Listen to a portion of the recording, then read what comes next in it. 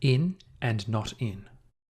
So far, we've learnt how to filter records using the where clause in several ways, such as using the equal sign and other operators. We've also learnt how to use the distinct keyword and filter on partial values. In this lesson, we're going to learn how to filter on a list of values. We can use the where clause and the equal sign to filter on multiple values separated by and. This is helpful for filtering on a couple of values. But what if we had 5 values we wanted to filter on, or 10, or more? We could write them as separate conditions separated by and, but that looks a bit repetitive and it can be prone to errors. There is a better way to do this. There's a keyword that you can use in SQL called in.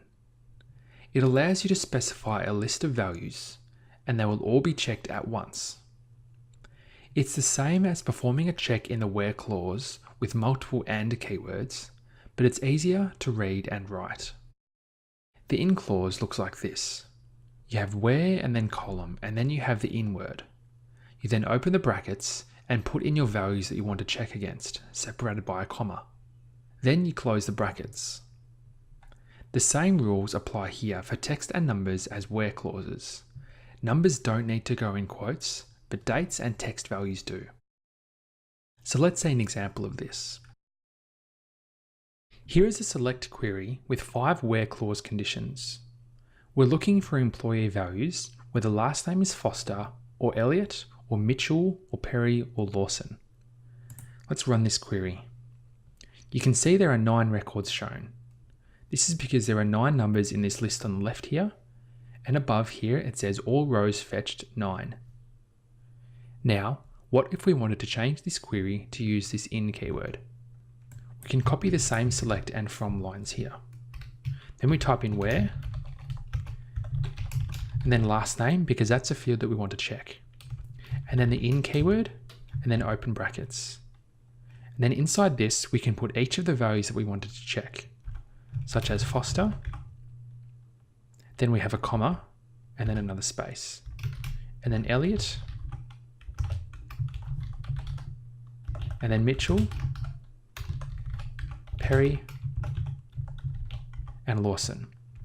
Once we've finished, we close the brackets and then put a semicolon. Click anywhere in the query and click the triangle to run the query. You can see the results are the same. You can also see that the second query using the in statement is smaller and it's easier to read. We can also see that we only specify the column of last name once, but we can add as many values as we need to this in clause here. If we wanted to add more values, we can do that easily, instead of writing the column name and another value.